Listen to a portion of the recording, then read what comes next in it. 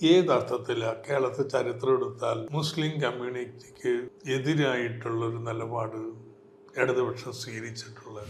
BJPക്ക് ഒരു സീറ്റും കിട്ടില്ല.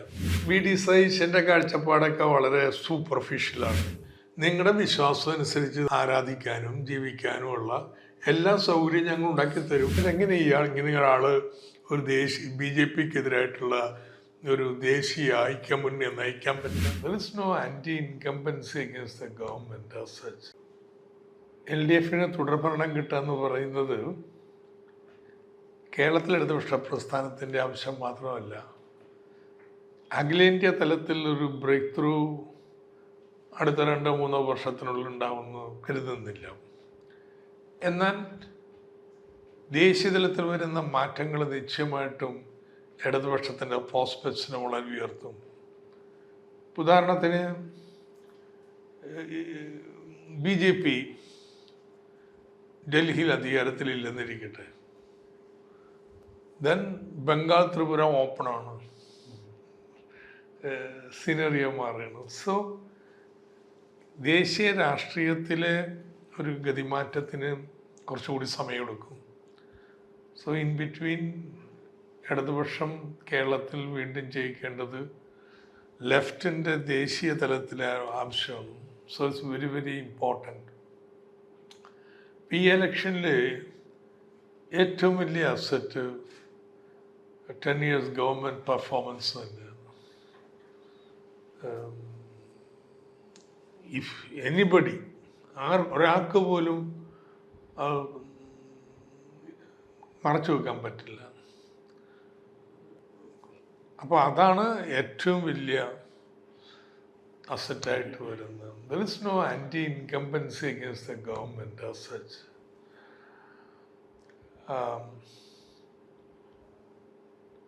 സോ അതിൻ്റെ അടിസ്ഥാനത്തിലാണ് ഈ ഇലക്ഷനിലേക്കുള്ള ക്യാമ്പയിനിലേക്ക് നീങ്ങുന്നത്. ഇത്രയും ചെയ്തിട്ടുണ്ട്, ഇനി അത് പൂർത്തീകരിക്കണം. ആ പൂർത്തീകരിക്കുന്നതിന് ഒരു ടൈം കൂടി ഇടതുപക്ഷം തന്നെ തുടരണം, അല്ലെങ്കിൽ തടസ്സം വരും എന്നുള്ളതാണ് നമ്മൾ പറയുന്നത്. ഇതിൻ്റെ കാരണം എന്താ വെച്ച് കഴിഞ്ഞാൽ, പ്രതിപക്ഷത്തിനൊരു സ്ട്രാറ്റജി ഇല്ല. എന്താ ഇടതുപക്ഷം ചെയ്യുന്നത്? ഒന്ന്,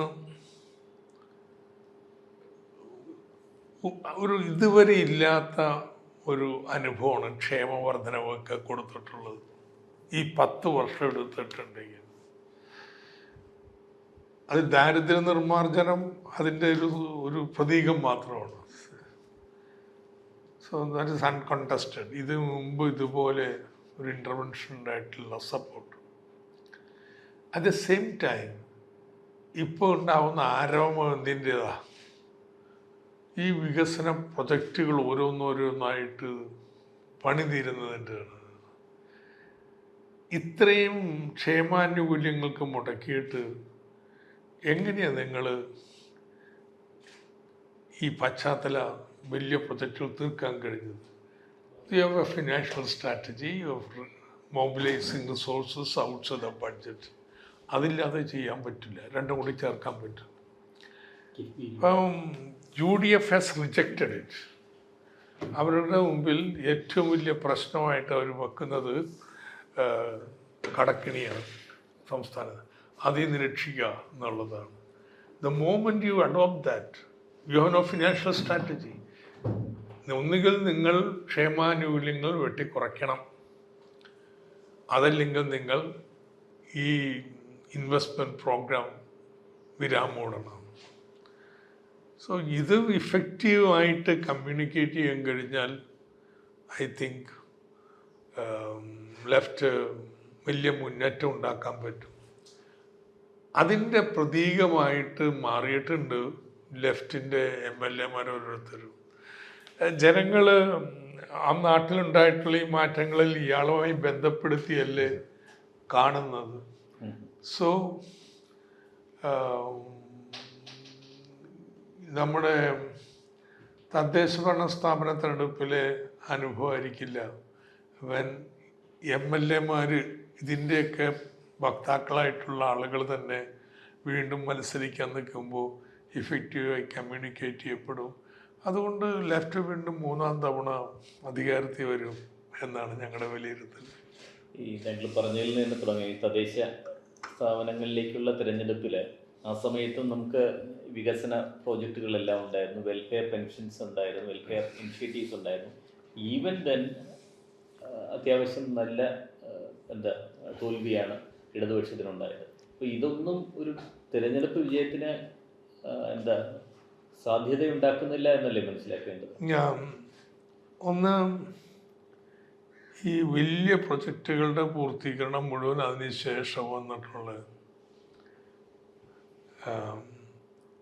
2,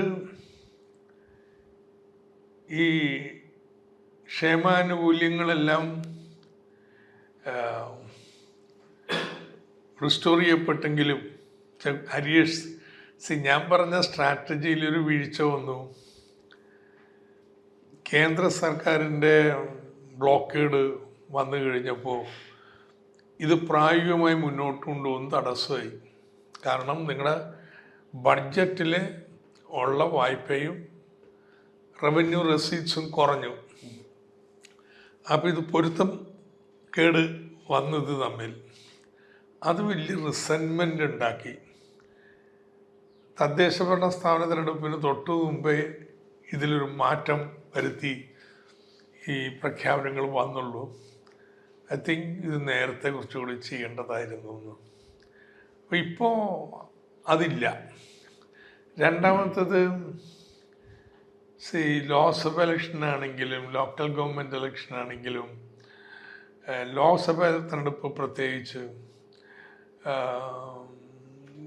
കേരളത്തിൽ വോട്ടിംഗ് പാറ്റേൺ എപ്പോഴും വ്യത്യസ്തമാണ്. ഒരു തവണ മാത്രമാണ് LDF-ന് അനുകൂലമായിട്ട് അതിലൊരു മാറ്റം 2004. അതർവൈസ് എപ്പോഴും മറിച്ചാണ് ഉണ്ടാവുന്നത്.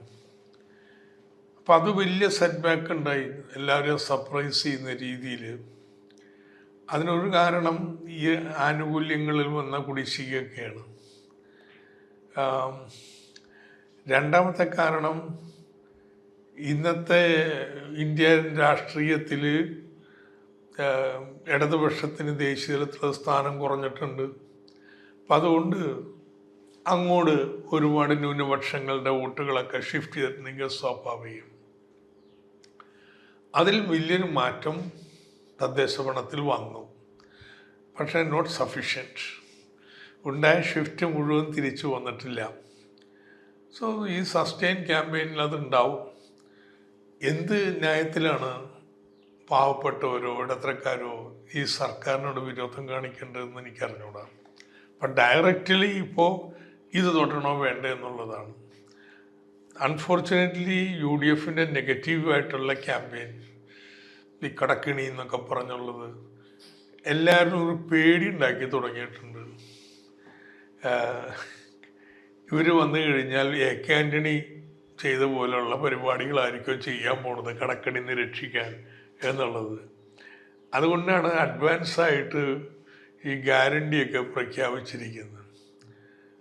ബട്ട് അത് വീണ്ടും ചോദ്യം റേസ് ചെയ്യാണ്. നിങ്ങളൊരു 20,000 25,000 crores rupees അഡീഷണൽ എക്സ്പെൻഡിച്ചർ കൊണ്ടുവരികയാണ്. Now where are you going to find the resources for it? നിങ്ങൾ കടമെടുത്തത് മുഴുവൻ ഇതിനു വേണ്ടി ചെലവഴിച്ചാൽ പോലും നിങ്ങൾക്ക് ഇത് മീറ്റ് ചെയ്യാൻ പറ്റൂലല്ലോ. സോ UDF-ൻ്റെ ഒരു ബാങ്ക്രപ്സി കൂടുതൽ വെളിപ്പെടുന്നു എന്നാണ് ഞാൻ പറയാം. അപ്പോൾ ഈ ഒരു ക്യാമ്പയിൻ നിശ്ചയമായിട്ടും അതിൻ്റെ സ്വാധീനം ചെലുത്തും. UDF-ൻ്റെ ഈ 5 ഗ്യാരണ്ടിയൊക്കെ ബാക്ക്ഫയർ ചെയ്യാനാണ് കൂടുതൽ സാധ്യത എന്നാണ്. നൗ അവർ പറയണം എങ്ങനെയാണ് അവരിത് ഫിനാൻസ് ചെയ്യാം. We have very clear strategy finance ചെയ്യാൻ. ഞങ്ങളുടെ ക്യാപിറ്റൽ ഇൻവെസ്റ്റ്മെൻറ്റ് ഇനിയും ഒരു 5 year term extra budgetary resource ഉണ്ടായിരിക്കും. കേന്ദ്ര സർക്കാർ അതിനെ തടയാൻ ശ്രമിക്കുന്നു.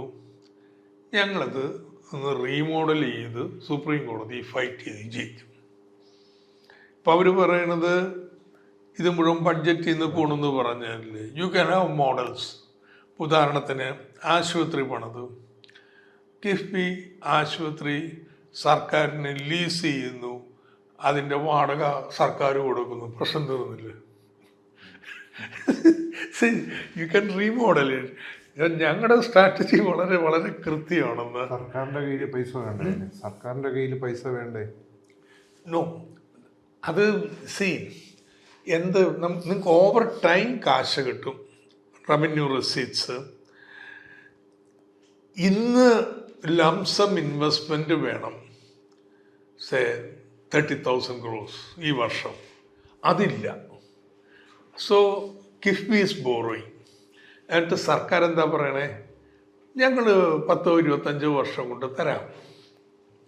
അപ്പോൾ ഇന്ത്യ സർക്കാർ പറയണത് നിങ്ങൾ ബഡ്ജറ്റിൽ നിന്ന് ആണിന്ന് മുഴുവൻ റീപേ ചെയ്യുന്നു. അപ്പം നമ്മളത് മാറ്റണം. നമ്മൾ ചുമ്മാ പറയാൻ പോയാണ് ഓക്കെ സർക്കാർ എല്ലാം കിഫ്ബിക്ക് പൈസ കൊടുക്കുന്നുണ്ടല്ലോ ബഡ്ജറ്റിൽ ഇപ്പോൾ, ആ തുക തന്നെ മതി. പക്ഷെ പേര് റെൻ്റലായിരിക്കും. സോ നൗ കേന്ദ്ര സർക്കാരിന് എന്ത് ചെയ്യാൻ പറ്റും? ഇതുപോലെ നമുക്ക് റീമോഡൽ ചെയ്യാമെന്ന്. We will fight it out. So ഞങ്ങളെ സംബന്ധിച്ചോളം ഈ സ്ട്രാറ്റജി വളരെ വ്യക്തമാണ്. എക്സ്ട്രാ ബഡ്ജറ്റ് റിസോഴ്സ് മൊബിലൈസേഷനാണ്. UDF has rejected it. So what is the program? പക്ഷേ അവരുടെ ഈ ഇപ്പം നേരത്തെ പറഞ്ഞ ഈ 5 ഗ്യാരണ്ടി അതവർ തെലുങ്കാനയിൽ നടപ്പാക്കിയിട്ടുണ്ട്. അതുപോലെ 6 ഗ്യാരണ്ടി എന്നുള്ള നിലയിൽ കർണാടകത്തിൽ നടപ്പാക്കിയിട്ടുണ്ട്. So they have a model. അവർക്കൊരു മോഡലുണ്ട്. ദിസ് മോഡൽ ഈസ് ടോട്ടലി അതവർ നടപ്പാക്കി. ഞാൻ പറയാം, നിങ്ങൾ എന്തുകൊണ്ടാണ് സ്ത്രീകൾക്ക്, കുട്ടികൾക്ക്, പഠിക്കുന്ന കുട്ടികൾക്കൊക്കെ 1000 രൂപ വെച്ച് വടക്കേ ഇന്ത്യയിലോ കർണാടകത്തിലോ വെക്കുന്ന കുട്ടികളുടെ സ്ത്രീകളുടെ വിദ്യാഭ്യാസം പുറകിലാണ്? അത് ഈ കേരളത്തിൽ കൊണ്ടുവെക്കുന്നതിൻ്റെ കാരണം എന്താ? കേരളത്തിൽ കുട്ടികൾ കോളേജിൽ പഠിക്കുന്നതിൽ ഭൂരിപക്ഷം പെൺകുട്ടികളാണ്. ഇവിടെ എന്താ വേണ്ടേ? ആ കുട്ടികൾ പഠിക്കണ കാലത്ത് ഒരു അഡീഷണൽ സ്കിൽ അക്വിസിഷന് പോയാൽ അവർക്ക് ഇൻസെൻറ്റീവ് കൊടുക്കണം. അവരെ ആ രീതിയിൽ പഠിപ്പിക്കാൻ പ്രേരിപ്പിക്കാൻ വേണ്ടത്.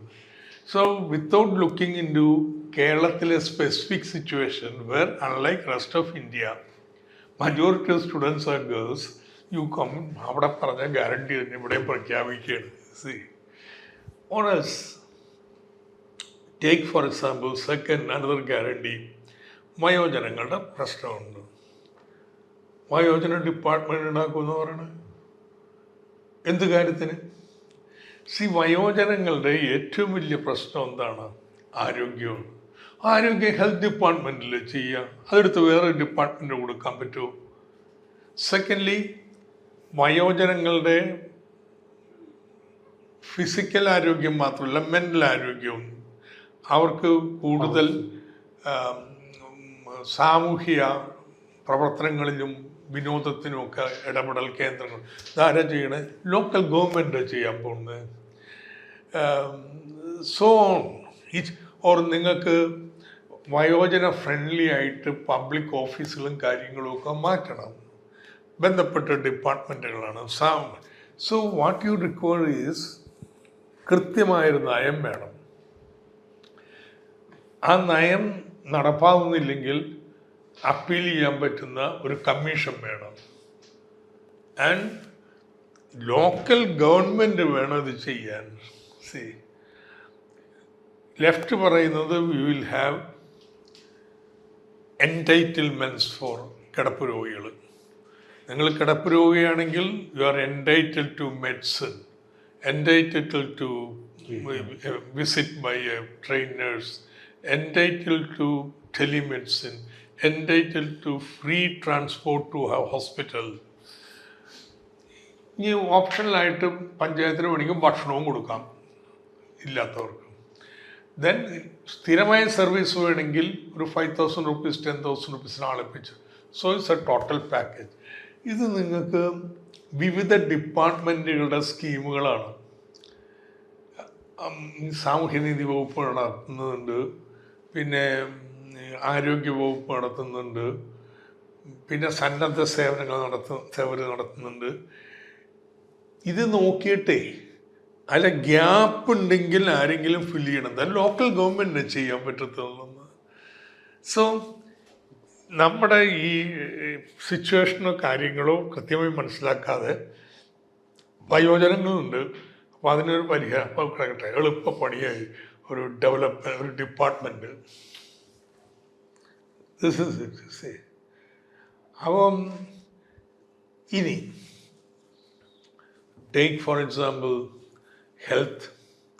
കേരളത്തിൻ്റെ ഹെൽത്ത് മോഡൽ എന്താണ്? 50 ലക്ഷത്തിൻ്റെ ഇൻഷുറൻസ് അല്ലെന്ന് കേരളത്തിൻ്റെ ഹെൽത്ത് മോഡൽ.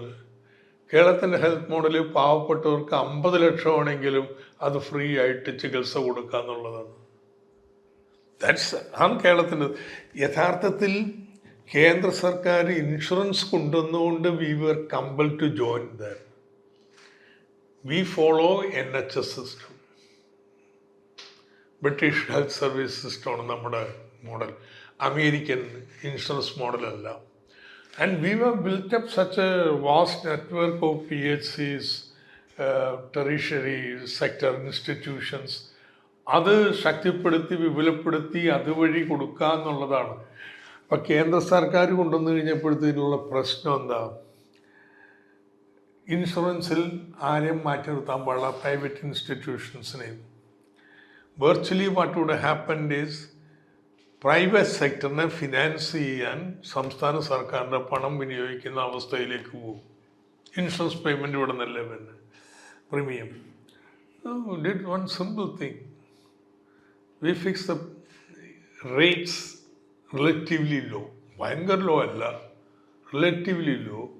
സോ ഈ വലിയ ചാർജ് കത്തി വെക്കുന്നവർക്കൊന്നും അതിൽ സ്ഥാനമില്ല. സോ അവരൊന്നുമില്ല. മിഷൻ ഹോസ്പിറ്റൽസ് അങ്ങനെയൊക്കെയുള്ള ഇടത്തരം ആശുപത്രിയിൽ ഇതൊക്കെ അവർക്കൊക്കെ വരാൻ പറ്റും. അപ്പോൾ ഇത് വളരെ കെയർഫുള്ളായിട്ട് കാലിബ്രേറ്റ് ചെയ്തൊരു നയമാണെന്ന് ഇങ്ങനെ കൊണ്ടുവന്നത്. എന്നിട്ട് ഇപ്പോൾ ഇൻഷുറൻസ് കമ്പനി ഒഴിവാക്കി നമ്മളൊരു ഏജൻസി ഉണ്ടാക്കി ആ ഏജൻസിയെ കൊടുക്കണം. കാരണം ഇൻഷുറൻസുകാരോട് തല്ലുപിടിച്ച് നമ്മൾ തോറ്റു. അവരെങ്ങനെ കൊടുക്കാതിരിക്കാൻ പറ്റുമെന്നാണ് നോക്കണേ, നമ്മളിതെങ്ങനെ കൊടുക്കാൻ പറ്റുമെന്നാണ് നോക്കണത്. And now we are shifting to insurance program again. അതിന് 10,000 രൂപ ഒരു കുടുംബത്തിൽ അല്ലാതെ 25 ലക്ഷം രൂപയുടെ കൊടുക്കാൻ പറ്റും. It's mindless, without application of mind to the reality of Kerala. ആരോ ഇങ്ങനെ ഗ്യാരണ്ടി അവിടെ ഏറ്റിട്ടുണ്ട്, എന്നാൽ ഇവിടെ കുറച്ച് ഗ്യാരണ്ടി പ്രഖ്യാപിച്ച് കളയാം. ഇത് നമ്മളിത് ചർച്ച ചെയ്യാൻ പോയി. ഈ സാമൂഹ്യ സുരക്ഷാ പെൻഷൻ ഇവർ 3000 എന്ന് പറയുന്നത് സാമൂഹ്യ സുരക്ഷാ പെൻഷൻ 3000 ഉള്ളി, അതൊന്നും നമ്മളിതിലല്ല. 3000 തന്നെ കൊടുക്കണം. But what is the record of Congress on this? ഒരു 100 രൂപ അവർ കോൺടെസ്റ്റ് ചെയ്യും. ഞങ്ങൾ 80 വയസ്സ് കഴിഞ്ഞവർക്ക് 1200 അന്ന് പ്രഖ്യാപിച്ചു. How many people are there for that? Actually, contribution is 100 rupees. അപ്പോൾ ഇത് 3000 വെച്ചതുകൊണ്ട് ശരി, എന്നാൽ ഞങ്ങൾ ഇനി കുറച്ച് 3000 ഞങ്ങളും കൊടുക്കാമെന്ന് പറഞ്ഞാൽ പ്രശ്നം തീർന്നല്ലോ. ബാക്കി നമുക്ക് ഡിബേറ്റ് ചെയ്യാമെന്ന് നമ്മൾ സംസാരിക്കാം. അപ്പോൾ ഇതാണ് ഇത്. ഇവിടെ ആരും ഇരുന്ന് മൈൻഡ് അപ്ലൈ ചെയ്തിട്ടില്ല. ആരും അപ്പുറത്തൊക്കെ ഇത് ഫലപ്രദമെന്ന് കണ്ടു. എന്നാൽ ഇവിടെ നമുക്കൊന്ന് എടുത്ത് ഉഷാവും. കോപ്പി പേസ്റ്റ് എന്നുള്ളതാണ്. കോപ്പി പേസ്റ്റ് ആണ്. That's right. This is going to be exposed. As for now, I'm happy debate is coming to this developmental issues. ഇതിന് പകരം വേറെ സാമുദായികമോ ജാതിയോ ഒക്കെ ഇട്ട് കയറി കിടന്ന് കളിച്ച് അത് ലെഫ്റ്റിന് നഷ്ടമാണ്. നമ്മൾ ഡിബേറ്റ് ഇതിലേക്ക് കൊണ്ടുവരണം. പക്ഷേ ഈ സാമുദായിക സംഭവത്തിൽ ഞങ്ങളത് പറഞ്ഞതുകൊണ്ട് തന്നെ ഈ സാമുദായിക വിഷയങ്ങളിലേക്ക് ഡിബേറ്റ് വരുന്നത് തന്നെ പല ഇടതു നേതാക്കളുടെയും കോൺസെൻ്റ് ആയിട്ടുള്ള മുസ്ലിം വേഷം വന്നതോടെ അതുകൊണ്ട് തന്നെ UDF ഏറ്റവും കൂടുതൽ പ്രതീക്ഷ അർപ്പിക്കുന്നത് ഒരു വലിയ മുസ്ലിം കൺസോളിഡേഷൻ ഉണ്ടാകും UDFന് അനുകൂലമായിട്ടാണ്. അതിനെ എങ്ങനെയാണ് ലെഫ്റ്റ് ഫേസ് ചെയ്യാൻ പോകുന്നത്? ഏതർത്ഥത്തിലാണ് കേരളത്തിൽ ചരിത്രം എടുത്താൽ മുസ്ലിം കമ്മ്യൂണിറ്റിക്ക് എതിരായിട്ടുള്ളൊരു നിലപാട് ഇടതുപക്ഷം സ്വീകരിച്ചിട്ടുള്ളത്? എൻ്റെ ഇടതുപക്ഷത്തിൻ്റെ നാഷണൽ പോളിസി ടാക്റ്റിക്കൽ ലൈൻ ഒരു കേന്ദ്ര പ്രശ്നം ന്യൂനപക്ഷ അവകാശ സംരക്ഷണമെന്ന്. സോ മച്ച് സോ 2004 മുഴുവൻ കോൺഗ്രസ്സുകാരെയും തോൽപ്പിച്ചു. എന്നിട്ട് അവിടെ പോയിട്ട് അൺകണ്ടീഷണലായിട്ടാണ് പിന്തുണ നൽകുന്നത്. അൺകണ്ടീഷണൽ ഒരു സ്ഥാനവും ആവശ്യപ്പെടുന്നില്ല, എക്സെപ്റ്റ് ഒരു കോമൺ മിനിമം പോളിസിയിൽ നമുക്ക് ചില നയങ്ങൾ വേണം എന്നല്ലാതെ ഭരണത്തിൽ പങ്കാളിത്തം. That is A left position. ഞാൻ പറഞ്ഞല്ലോ, ഈ ദേശീയ തലത്തിൽ ഇടതുപക്ഷം ദുർബലപ്പെട്ടത് നമ്മുടെ താല്പര്യങ്ങൾ കൂടുതൽ ദേശീയതലത്തിൽ സംരക്ഷിക്കാൻ പറ്റുന്നത് മറ്റ് ദേശീയ പാർട്ടികൾക്കാണ് എന്നുള്ള ചിന്ത സ്വാധീനിക്കുന്നുണ്ട്. അതിലുപരി കേരളത്തിൽ വേറൊരു പ്രശ്നമുണ്ട്, പണ്ടില്ലാതിരുന്നത് ഹിന്ദുത്വ രാഷ്ട്രീയ ശക്തികളുടെ വളർച്ച. അത് കേരളത്തിൽ 15-16% വോട്ട് സോളിഡ് ഒരു ബേസ് അവർ സൃഷ്ടിച്ചെടുത്തിട്ടുണ്ട്. അങ്ങനെ സൃഷ്ടിക്കുന്നതിന് അവരുപയോഗിക്കുന്ന ഒരു ഘടകമാണ് ജമാഅത്ത് ഇസ്ലാമി പോലുള്ള ഇസ്ലാമിക് മതരാഷ്ട്രവാദം. അത് ചൂണ്ടിക്കാണിച്ചിട്ടാണ് ഹൈന്ദവരെ വർഗീകരിക്കുന്നതിന് ഹിന്ദുത്വവാദികൾ മുന്നോട്ട് പോകുന്നു. അതുകൊണ്ട് ദേശീയ തലത്തിൽ ഇതൊരു അപ്രസക്തമായിട്ടുള്ള കാര്യമായിരിക്കാം തമിഴ്നാട്ടെ പ്രസക്തം. പക്ഷെ ഇവിടെ കേരളത്തെ സംബന്ധിച്ചിടത്തോളം ഒരു സെക്യുലറായി നിൽക്കുന്ന ഹൈന്ദവ സമൂഹത്തിലെ മഹാഭൂരിപക്ഷത്തെ ഇത് ചൂണ്ടിക്കാണിച്ച് തങ്ങളുടെ വർഗീയ നിലപാടിലേക്ക് കൊണ്ടുപോകാൻ വേണ്ടി BJP ശ്രമിക്കുമ്പോൾ we have to distance ourselves. ഈ ഇസ്ലാമിക് തീവ്രവാദത്തെ വിമർശിക്കുന്നു.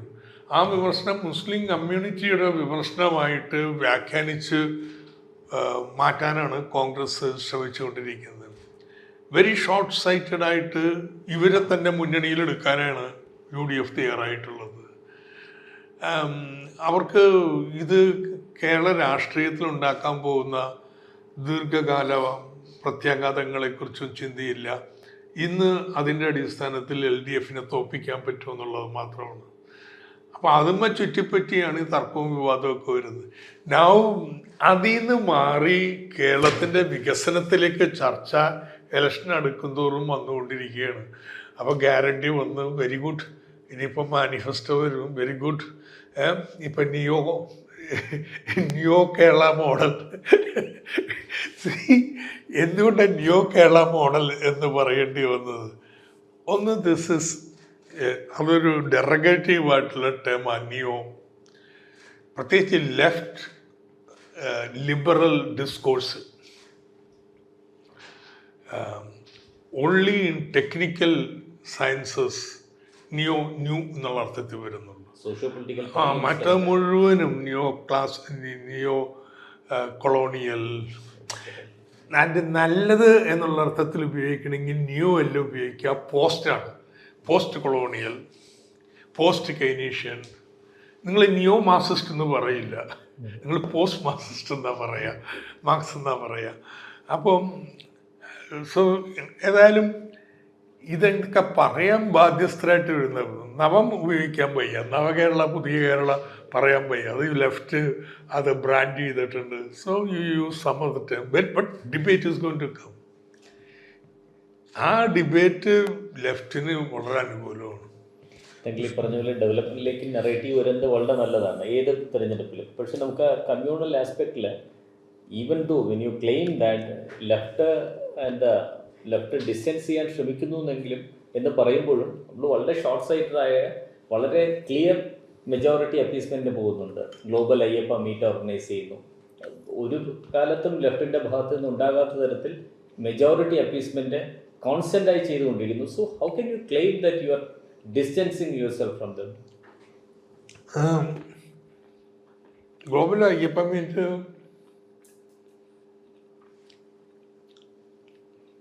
അയ്യപ്പ ശബരിമലയായിട്ട് ബന്ധപ്പെട്ടുള്ള ഡെവലപ്മെൻറ്റ് ആക്ടിവിറ്റീസ് റെപ്രസെൻ്റ് ചെയ്യാനും കിഫ്ബി ഉപയോഗിച്ചിട്ടുള്ള ഇടത്താവളങ്ങൾ, ശബരിമലയിൽ വരുന്ന തീർത്ഥാടകർക്ക് താമസിക്കാം. അത് കഴിഞ്ഞാൽ അവിടെ കൺവെൻഷൻ സെൻറ്റേഴ്സായിട്ട് നാട്ടുകാർക്ക് ഉപയോഗിക്കാം. ത്രൂ ഔട്ട് സന്നിധാനത്തിലുള്ള വ്യത്യാസങ്ങളും മാറ്റങ്ങൾ അത് ഞങ്ങൾ ചെയ്യുന്ന പറഞ്ഞതിൽ എന്താ വർഗീയത? In fact the message left is ഞങ്ങൾക്ക് ഇതിൽ നിന്നും വിശ്വാസം ഉണ്ടാവില്ല. വളരെ വ്യക്തം. വിശ്വാസം ഇല്ലെങ്കിലും നിങ്ങളുടെ വിശ്വാസത്തെ മാനിക്കും. നിങ്ങളുടെ വിശ്വാസം അനുസരിച്ച് ഇതൊക്കെ ആരാധിക്കാനും ജീവിക്കാനുമുള്ള എല്ലാ സൗകര്യവും ഞങ്ങൾ ഉണ്ടാക്കിത്തരും. അത് ക്രിസ്ത്യാനിക്കും കൊടുക്കും, ഇസ്ലാമിനും കൊടുക്കും, ഹിന്ദുവിനും കൊടുക്കും. That's A person. എല്ലാവർക്കും അതെന്ത് സൗകര്യം വേണോ ഞങ്ങൾ ചെയ്യും. ഞങ്ങൾക്കിതിൽ വലിയ വിശ്വാസം ഉണ്ടാവണമെന്ന് ഞങ്ങളുടെ ഇതിൽ നിർബന്ധമില്ല. വിശ്വാസികളുണ്ടാവാം, നിർബന്ധമില്ല. പക്ഷെ ഞങ്ങൾക്ക് വിശ്വാസം ഉണ്ടില്ലെങ്കിലും ഇതിനുള്ള സൗകര്യങ്ങൾ ഉണ്ടാക്കി തരും. That message we want to convey. അതിൽ കമ്മ്യൂണലായിട്ടുള്ള അപ്പീസ്മെന്റ് ഒന്നുമില്ല. പി കെ ചന്ദ്രാനന്ദൻ റോഡുള്ള സ്ഥലമാണ് ശബരിമല. പി കെ ചന്ദ്രാനന്ദന്റെ കാലം മുതൽ ഇടതുപക്ഷം ഇത് ചെയ്യുന്നുണ്ട്. താങ്കൾ ഈ പറഞ്ഞ ഇടത്താവളങ്ങളൊക്കെ. അപ്പൊ ഇതൊന്നും ഇടതുപക്ഷം ചെയ്യുന്നില്ല എന്ന് ശക്തമായിട്ടുള്ള പ്രചാരണം നടക്കുമ്പോൾ we showcase we are doing this. നിങ്ങൾ ചെയ്തിരുന്നു. ഇതുപോലെ തന്നെ പള്ളികളുടെ തീർത്ഥാടനമാണെങ്കിലും സൗകര്യങ്ങൾ ഒരുക്കി തരും. ഒറ്റ കണ്ടീഷനുള്ളൂ, മറ്റുള്ള ആചാരങ്ങളൊന്നും കയറി പിടിക്കരുത്. അവരവരുടെ വിശ്വാസത്തിൽ ജീവിച്ചോട്ടെ. അങ്ങനെയാണ് കേരളം, അങ്ങനെ തുടരണം. ഓൾ ഓഫ് എ സഡൻ ഒരു ഡിവോട്ടീസിന്റെ ഒരു മീറ്റിംഗ്, ഒരു അയ്യപ്പ സംഗമം വിളിച്ചു കൂട്ടുക, പലതിലും ഒരു പ്രോ ഹിന്ദുത്വ അപ്രോച്ച് എടുക്കുക. കാലം മാറുന്നതനുസരിച്ച് നിലപാടുകളും എടുക്കേണ്ടി വരും.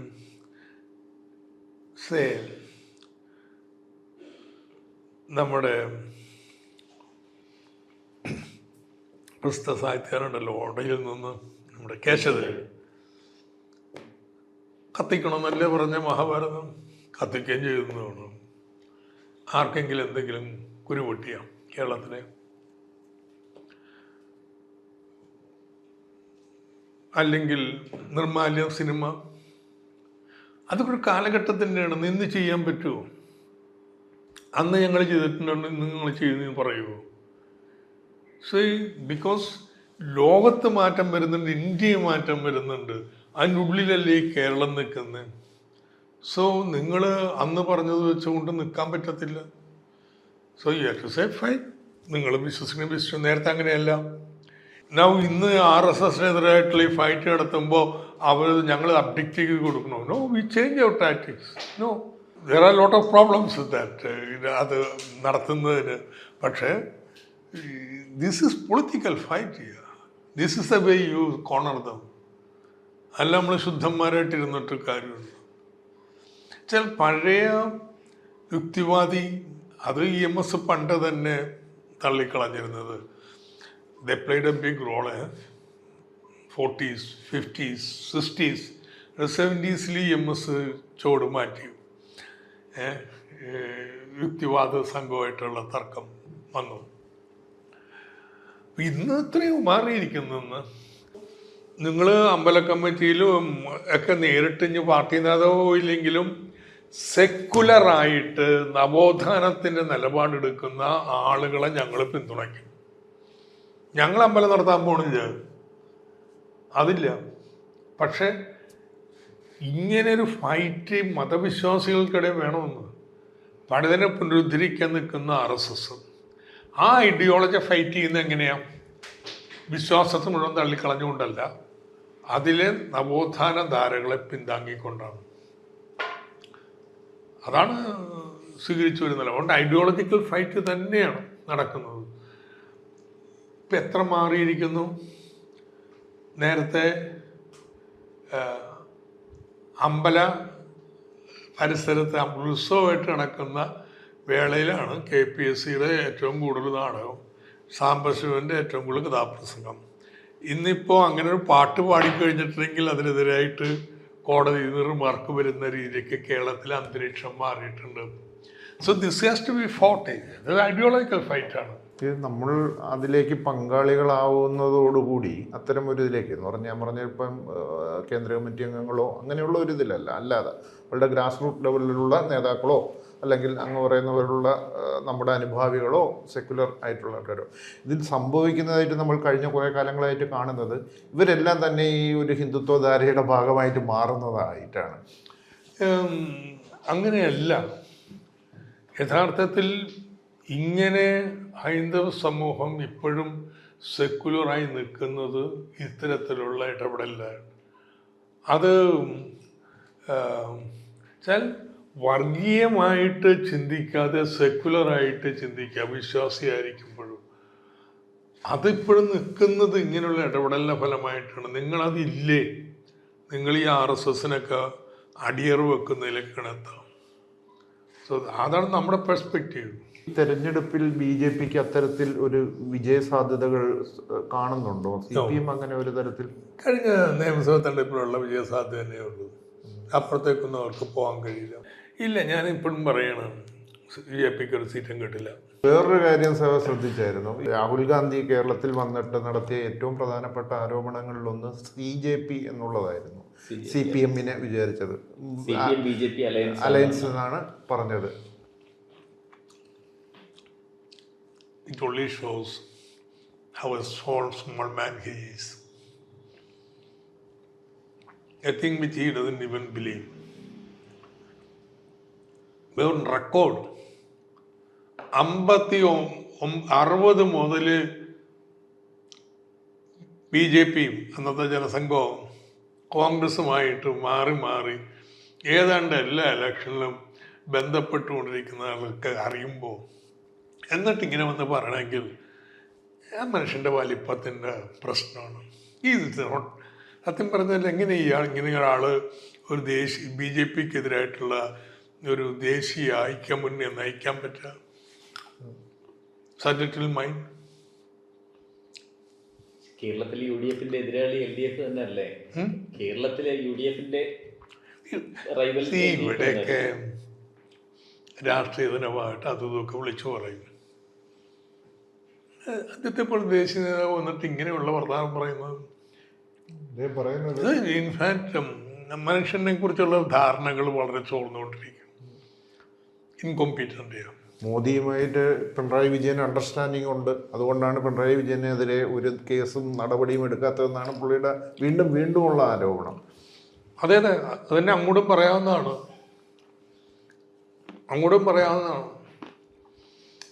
ഈ കോൺഗ്രസിന് എത്ര MLA-മാരാ മന്ത്രിമാരാവും BJP പോയിരിക്കുന്നത്? ഈ ഇലക്ഷനിൽ ഇയാൾ പോയിട്ട് ആസാമിൽ പോയി നോക്കട്ടെ. എൻ്റെ കോൺഗ്രസ് BJPയിലേക്ക് ഷിഫ്റ്റ് ചെയ്തുകൊണ്ടിരിക്കുകയല്ലോ. എന്നിട്ട് ഇന്ത്യ രാജ്യത്ത് BJPക്ക് കാലുകുത്താൻ ഇപ്പോഴും അവസരം കൊടുക്കാത്ത സ്ഥലത്ത് വന്നിട്ട് ഈ ഡിവിസീവായിട്ടുള്ള വർത്തമാനം പറഞ്ഞുകൊണ്ട് പോവാം. മര്യാദക്ക് രാഷ്ട്രീയം പറയട്ടെ എന്ന് ഡിബേറ്റ് ചെയ്യട്ടെ. കേരളത്തെ എങ്ങനെ മുന്നോട്ട് കൊണ്ടുപോകേണ്ടത്? ഇത് ചവറ് വർത്താനല്ല. നമുക്ക് ഇപ്പോഴത്തെ തെരഞ്ഞെടുപ്പിലേക്ക് വന്നാൽ പതിവില്ലാത്ത വിധം ഇത്തവണ തെരഞ്ഞെടുപ്പിന് മുൻപ് 4 മുൻ MLA-മാരാണ് പല സമയത്തായിട്ട് LDF വിട്ടുപോകുന്നത്. 3 പേര് UDFിലേക്ക് പോയി, ഒരാൾ BJPയിലേക്ക് പോയി. ഇത് ഒരു അൺപ്രസിഡന്റഡ് സിനാറിയോ ആണ്. നമ്മുടെ ഇതിന് മുൻപും കൊഴിഞ്ഞുപോക്ക് ഉണ്ടാകുന്നെങ്കിലും ഇത്രയും ഒരു കോൺസ്റ്റന്റായി സീനിയർ നേതാക്കൾ ഉൾപ്പെടെ പോകുന്നില്ല. ഇത് പാർട്ടി ഗൗരവമായി കാണുന്നുണ്ടോ, അല്ലെങ്കിൽ LDF ഗൗരവമായി കാണുന്നുണ്ടോ? ഇവരാരും ഈ നിമിഷം പോയതല്ല. കുറച്ച് നാളായിട്ട് മാറി നിന്ന് പണ്ടെങ്ങനെയെന്നാൽ മാറ്റിങ് നിർത്തിക്കഴിഞ്ഞാൽ പിന്നെ അവർക്ക് സമൂഹത്തിലും കാര്യത്തിലും ഇടവില്ല പോകാൻ. ഇന്നങ്ങനെയല്ല. Just change. BJP ദേശീയ രാഷ്ട്രീയത്തിൽ അവിടെ സ്ഥാനം ഉപയോഗിച്ച് ഇങ്ങനെയുള്ളവർക്ക് ഇടം കൊടുക്കാൻ തയ്യാറാണ്, എന്ത് കാരണത്തിൽ പുറത്താക്കിയതായാലും. Understand? So this has change. അതുകൊണ്ട് പണ്ടില്ലാത്തൊരു അനുഭവമുണ്ട്. പാർട്ടിയിൽ നിന്ന് പുറത്താക്കപ്പെടുന്നവർ അതുകൂടി ഇല്ലാതാവുന്നില്ല. അവർക്ക് പലർക്കും ഓൾട്ടർനേറ്റീവായിട്ടുള്ള ഇടങ്ങൾ കണ്ടെത്തി മാറാൻ പറ്റുന്നുണ്ട്. ഐഷ പോറ്റിയൊന്നും പുറത്താക്കപ്പെട്ടതല്ല. ഐഷ പോറ്റിയൊക്കെ അത്യാവശ്യം ആക്റ്റീവായിട്ട് നിന്നിട്ട് പെട്ടെന്ന് പോയതാണ്. അൺഫോർച്യുനേറ്റ്ലി ചിലർ ഡിജനറേറ്റ് ചെയ്തു. അല്ലെങ്കിൽ എന്ത് കാര്യം, ഈ ആക്റ്റീവായിട്ട് നിൽക്കുന്ന കാലത്തും ചർച്ചകൾ നടത്തുന്നൊക്കെ കേൾക്കുമ്പോൾ വാട്ട് ടു ഡു, ചിലരങ്ങനെ ഡിജനറേറ്റ് ചെയ്യപ്പെട്ടു. അതുപോലെ തന്നെ ഈ കെ ശൈലജയുടെ കാര്യമുണ്ടല്ലോ, അതുപോലെ ഇത്രയും വളരെ ഗുഡ് വില്ലുള്ള ഒരു നേതാവ്, ഒരു മന്ത്രിയായിരുന്ന ഒരു സ്ത്രീ, എന്തിനാണ് അവരുടെ പേരിൽ ഒരു അനാവശ്യ വിവാദം അവരെ മട്ടന്നൂർ സീറ്റിൽ നിന്ന് മാറ്റി പേരാവൂര് പോലെ വളരെ കടുത്ത മത്സരമുള്ള ഒരു സീറ്റിലേക്ക് കൊണ്ടുപോകുന്നു, അതിൻ്റെ മേലൊരു പബ്ലിക് ഡിബേറ്റ് ഉണ്ടാകുന്നു. പകരം നമ്മൾ അവരുടെ ഒരു ഗുഡ് വിൽ എന്തുകൊണ്ടാണ് പാർട്ടിക്ക് ഉപയോഗിക്കാൻ കഴിയാതെ പോകുന്നത്? ഉപയോഗിക്കുകയാണല്ലോ, ആ ഗുഡ് വിൽ ഉപയോഗിച്ചൊരു സീറ്റ് പിടിക്കാൻ നോക്കിയല്ലോ. മറ്റതൊരു ഫൈറ്റ് അല്ലല്ലോ. ഈ കേരളത്തിൽ എന്ത് ഭൂകമ്പം ഉണ്ടായാലും ജയിക്കുന്ന മണ്ഡലമല്ലേ? അങ്ങനത്തെ 3-4 മണ്ഡലങ്ങളുണ്ട്. 3-4 മണ്ഡലങ്ങൾ എന്ത് സംഭവിച്ചാലും നത്തിങ്. നിങ്ങളിപ്പോൾ അടിയന്തരാവസ്ഥ കാലത്ത് തിരഞ്ഞെടുപ്പെടുത്തിയാലും ജയിക്കുന്ന പ്രദേശമാണ്. അപ്പോൾ അതിന് ഉപയോഗിക്കാൻ ശ്രമിക്കുകയല്ലേ? ഉപയോഗിക്കാനാണെങ്കിൽ അത് 2021 ഉപയോഗിക്കേണ്ടത്. She was in lime light. 2021 മന്ത്രിസഭയിൽ ഏറ്റവും തിളങ്ങി നിന്ന സമയത്തല്ലേ ഉപയോഗിക്കേണ്ടത്? ഇല്ല, അങ്ങനെയൊന്നുമില്ല. ആ ടാലൻറ്റ് കഴിവുകളൊക്കെ ഉപയോഗിക്കുന്നുണ്ട്. എന്താ എൻ്റെ മാറ്റി നിർത്തിയിട്ടില്ല, ഇങ്ങനെന്താ പ്രശ്നമുണ്ട്? That's all right. അത് തന്നെയാണ് അടുത്ത ചോദ്യം. മീഡിയ ഏറ്റവും കൂടുതൽ സ്പെക്കുലേറ്റ് ചെയ്തിരുന്നാണ് ഇത്തവണ മത്സരിക്കുമെന്ന്. എന്താ മത്സരിക്കാത്തതിന്റെ റീസൺ എന്താണ്? There are ways of contributing without being in the elected representatives. അതിനെക്കുറിച്ചൊന്നും ഒരു ചിന്തയില്ല. No problem. നേരത്തെ ശൈലജ ടീച്ചറിന്റെ കാര്യം പറഞ്ഞപ്പോഴത്തേക്കാരും അതുകൂടി ചേർത്ത് ചോദിക്കുകയാണ്, കേരളത്തിന് എന്ന് ഒരു വനിതാ മുഖ്യമന്ത്രി ഉണ്ടാകും?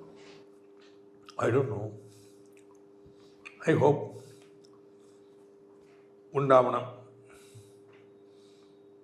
പുരുഷന്മാരുടെ അത്രയും തന്നെ മന്ത്രിമാരുമായിട്ട് MLA-മാരുമായിട്ടൊക്കെ സ്ത്രീകൾ വരണം. അതുണ്ടാവും. It's not out regarding. കാരണം ശൈലജ ടീച്ചറിന്റെ കാൻഡിഡേറ്റ്സ് മറ്റൊരു മണ്ഡലത്തിലേക്ക് മാറുമ്പോൾ ഉയർന്നു വരുന്ന ഒരു സൈഡിൽ നിന്നുള്ള വിമർശനം ഒരു പോസിബിൾ വനിതാ മുഖ്യമന്ത്രിയെയാണ് ഒരു സേഫ് സോണിൽ നിന്ന് മറ്റൊരിടത്തേക്ക് മാറ്റി ഫീൽഡ് ചെയ്യുന്നത്. അതുകൊണ്ട് കുഴപ്പമില്ല, അവിടെ നിന്ന് ജയിച്ചു വരും. ഒരു സംശയം നോക്കിക്കോളും. ഒരു വിഷയം കൂടെ, ഇത് പൊളിറ്റിക്സിന് മാറിയിട്ടാണ്. നേരത്തെ കിഫ്ബിയുടെ ഒരു വിഷയം പറഞ്ഞായിരുന്നു. ഇപ്പോൾ കിഫ്ബി ഇപ്പം ബോറോ ചെയ്യുന്നത് സ്റ്റേറ്റിൻ്റെ ഒരു ഇതിലേക്ക് വരുമെന്ന് RBIയും മറ്റുമൊക്കെ പറഞ്ഞിട്ടുണ്ട്. അങ്ങനെയാണെന്നുണ്ടെങ്കിൽ ഈ കിഫ്ബിയുടെ അതിൻ്റെ ഒരു കർത്തവ്യം അത് ഫുൾഫിൽ ചെയ്തില്ലേ? അതിനൊരു കൺസൾട്ടേഷൻ ഏജൻസി എന്നുള്ള നിലയിലേക്ക് മാറാൻ സാധിക്കില്ല? ഇല്ല. സി അറിവുണ്ട്.